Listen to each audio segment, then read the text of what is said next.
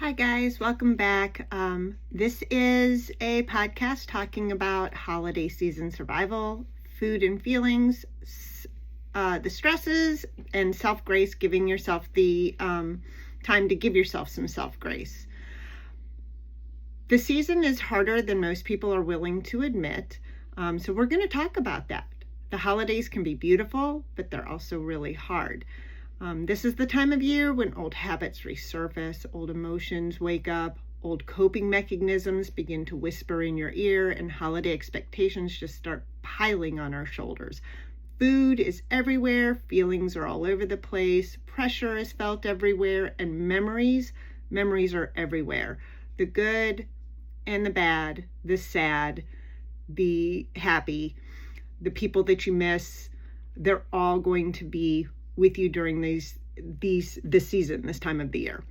So if you have struggled with emotional eating, self-soothing, seasonal sadness, body image, or stress, this is the time of year that is basically a perfect storm. It's just a perfect storm. And together we're going to walk through it.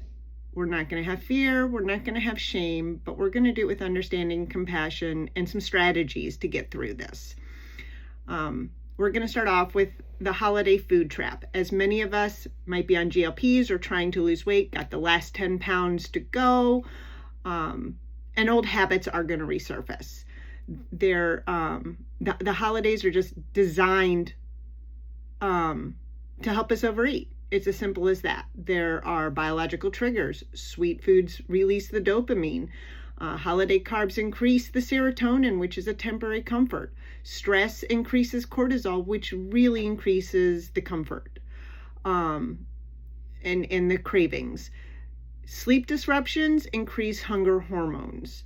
So these are all things to take into consideration. Emotional triggers, food's tradition. Food is love. Food is togetherness. Food is distraction. Food is a break from stress. There are social triggers. Everyone's pushing you to just try that bite. People are noticing your plate. Family comments about your weight, whether you're gained, you've lost, maybe they think you're too skinny. They want you to eat more. And then there's the pressure that people feel to just be normal around food. These are all things. It's not about willpower. It's about physiology and psychology and environmental coddling. So what do we do to combat this? We decide intentionally and not reactively. So before you walk into an event, holiday party, dinner with the family, all the things that go on during this time, you need to ask yourself, do I want to enjoy a certain food today? Which ones are worth it emotionally? Meaning you're not going to have these guilt feelings afterwards. So what is it worth to you? And set a plan. What will make me feel good both during that time and after I've left? You want to try to avoid the guilt feelings that go behind having a bite of cake or a bite of a cookie or that little bit of cheesecake. Your nervous system, it needs and craves that clarity. So going in with that plan gives yourself that clarity. Anchor your body before you arrive. Fill up on protein and water because it will help you have less impulsive eating. A fed brain gives you, it helps you have calmer choices. So when you're there and you're not starving, you're not famished, you're going to be able to make choices to just take a little bite of something that maybe you wanted to be able to enjoy and not fill your plate. So take that into consideration.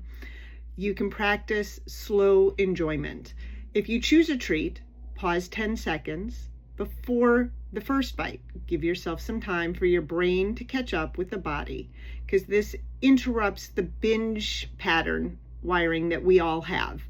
Meaning you're gonna not just eat one cookie, you're gonna eat 3, you're gonna eat 5, because they taste good, let's be honest. Use a 1-plate rule. It's not a restriction, it's structure. The 1 plate, not stacked to the sky. You choose the things you want the most. You don't go back for more. This is your 1 plate. If you slip, recover, don't let it spiral you. One treat never ruins progress, but the guilt behind it is often what does. It's just one day. The next time you know to really clarify your plan of action. Tell yourself, I'm learning and I'm not failing. You are changing your relationship with food. That's going to include the holidays. Emotional eating and the root of the holiday self-soothing. This is big. Emotional eating is a message. It's not a moral failure. During the holidays, the messages get very loud. They are screaming in our heads. I'm overwhelmed. I'm stressed. I'm lonely. I'm overstimulated. I feel left out. I don't feel seen. I miss how the things that used to be. That's a big one, especially if your children are older and they've left, or you have lost a loved one that you always had with you. I miss how things used to be. Food is easy, food is fast, and food is comforting temporarily. But food is also a silencer, and the silence itself is not healing. So let's kind of dig a little deeper and actually take a moment and ask yourself, what is it that I really am needing? Most emotional eating traces back to a lot of these unmet needs: rest, connection, comfort, validation, predictability, peace, distraction, soothing, and control. So think about those for a minute. What is your unmet need? You're not eating because you're weak. You might be eating, if it's an emotional eating, because there's something that is unmet in your emotional needs. So take a 90-second rule. Emotions peak for 90 seconds. If you can breathe through those 90 seconds, that urge might lighten up. So take that 90 seconds. Name it to tame it. Say it out loud. Say what you're feeling. I'm feeling overwhelmed. Allow yourself to feel it. I feel lonely. I'm overstimulated. This is a season where overstimulation absolutely happens. Loneliness happens, especially for empty nesters, people that have lost their loved ones. You name it, you're going to feel lonely. Overwhelmed, you've got so much to do. You're planning the dinners. You've got people coming. That's how you start feeling overwhelmed. Take the time to name it. When you name it, when you name your emotion, the body stops trying to escape it, and you start getting a grasp on that urge to eat something that maybe you don't want to. Empty nest holidays. This is something that we are going through in my home. And this is why it hits differently when the house gets really quiet. So for my empty nesters like us, for parents whose holidays look different, for anyone who feels the ache in their chest when traditions shift, this is your part. Holiday nostalgia is real, and the grief wears many faces. Grief for how things were, grief for the routines that you used to feel as predictable, grief for the noise that is now quiet, grief for the moments that you didn't know were the last time. Those are real. For us, we've gone through many cycles of it. Just within our children, my youngest, first Christmas that we will not see him. It will just be the two of us. Several years ago, we lost one of our sons. That's real. And everything had to change, even for the kids. The oldest boy, so the second oldest child, but the oldest boy in the family, it hit the younger ones really hard. There was a 10-year age gap. It changed our traditions. It changed the desire for the holidays and having to deal with it and how we go forward. So there needs to be time to give yourself that grief, time to name it, time to accept the changes. And you go from there, and new traditions will start taking place, but you have to acknowledge it, because again, you might be eating those emotions or shutting down and shorting yourself. These are not dramatic moments. You're not failing at the holidays. You're experiencing a human heart that is adjusting to the changes. Some of the tools that you can use: create new micro traditions, just small ones that feel like comfort and not pressure. Holiday candles, movie nights, a walk with music, special breakfast for yourself and your spouse. In our house, some of our new traditions that we're starting this year is we have no kids in the house, so we've decided to do some holiday concerts. We're not going to surround ourselves with food. We're going to go and listen to music, whether it's the orchestra or anything else, the Nutcracker, something small. But you can start new traditions. You don't have to always have the old ones, because it's going to resonate even more. Allow the two emotions to exist at once. You can miss the past and you can enjoy the present. Both can be true. Absolutely never compare your holiday to anyone else. Your holiday season is yours. Social media is a highlight reel, and it's not reality. There's a whole lot of fake going on. People are hiding behind social media and saying, oh, I'm doing great. They may not really be. This is just their way to do it. Your grief, give your grief a place at the table. Write it down, speak it aloud, honor it. Acknowledge it before it becomes an anxiety. Acknowledge the grief, acknowledge grief. It just becomes softer.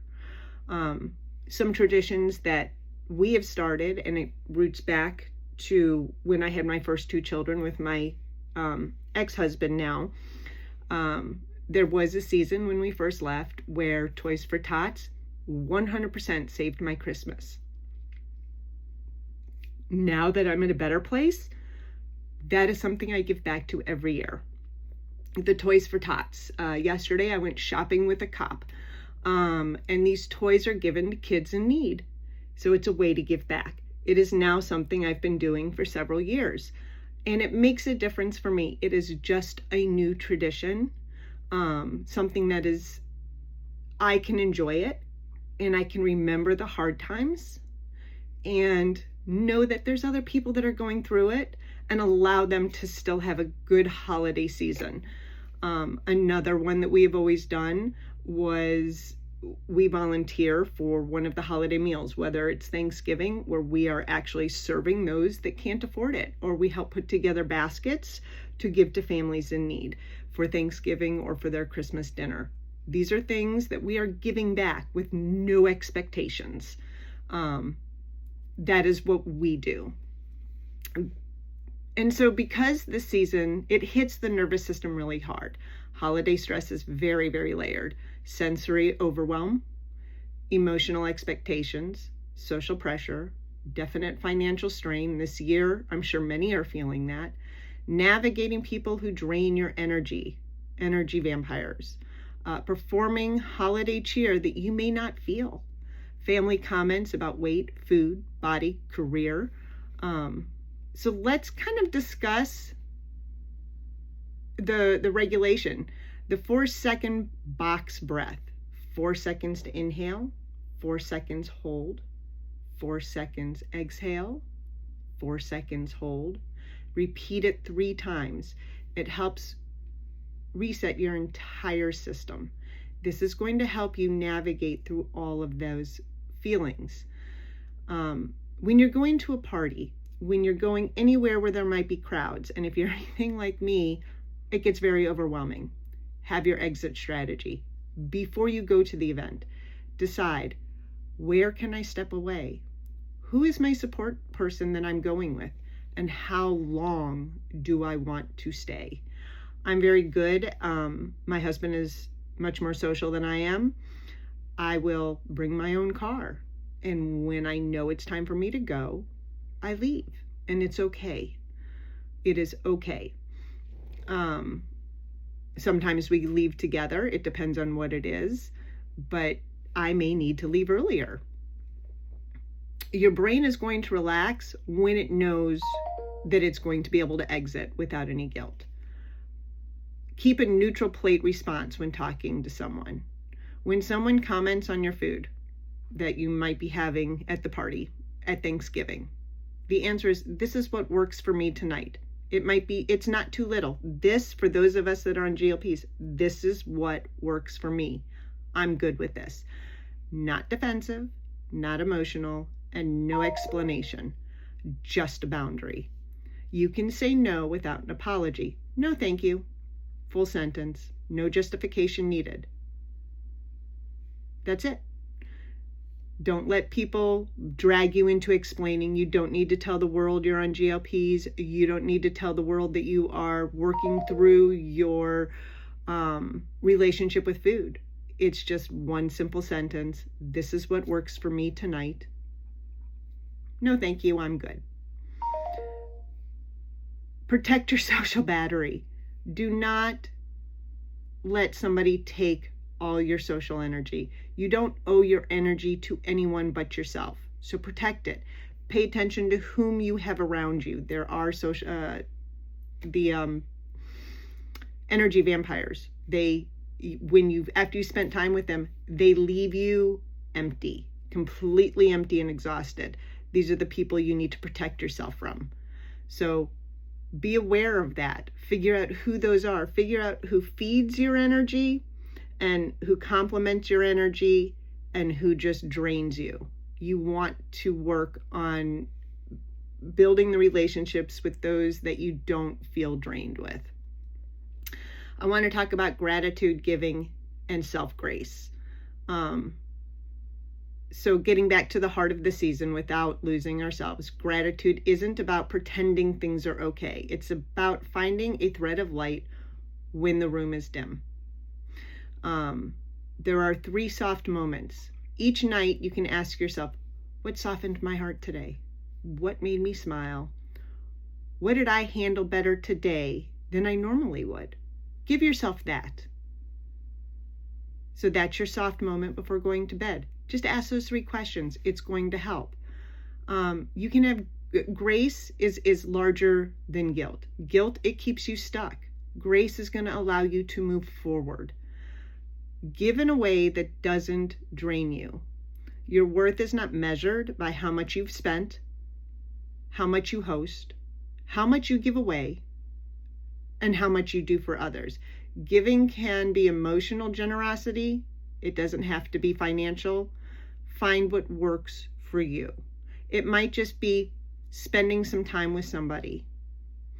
It could be going to the old folks' home and spending some time playing cards with the old people that are in there whose families are too far away to visit. It will mean the world for them, and all it did was take a little bit of time, and they will thrive for it. It's very hard for them during this season too, and you can walk away from that going, it was good for me, but it was great for them.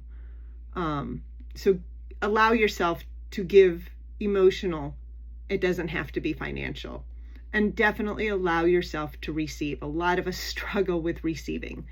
You deserve care, time, and rest, and support too. So allow that. As we enter the season, you have to remember, you're not broken. You are not behind. You are not failing. You're human, and humans feel deeply during the holidays. You're allowed to, absolutely allowed to, enjoy food. You're allowed to set boundaries. For me, it would be setting boundaries with family.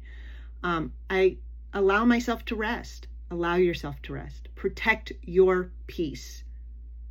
Don't let those in that are going to wreck your peace. You can start new traditions. You're allowed to have mixed emotions.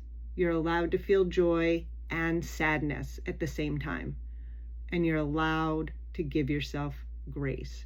You don't have to survive the holidays. You can grow through them with intention and compassion. These are all the things that are going to help you through.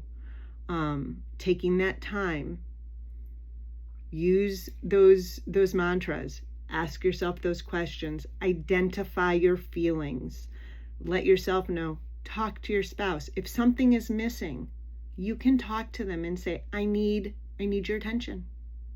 I just need your attention. I need you to hear me. I need you to see me. I need your validation. If you're anything like me, that maybe being with your whole entire family is not for you, then you don't always have to be with your whole entire family. Going and doing Thanksgiving with my mom and my sisters is not an option. It's very draining. It would totally drain my social battery. It just won't happen. Family isn't just about blood. Family can be who you allow into your inner circle. It can be your best friends. It can be, their children.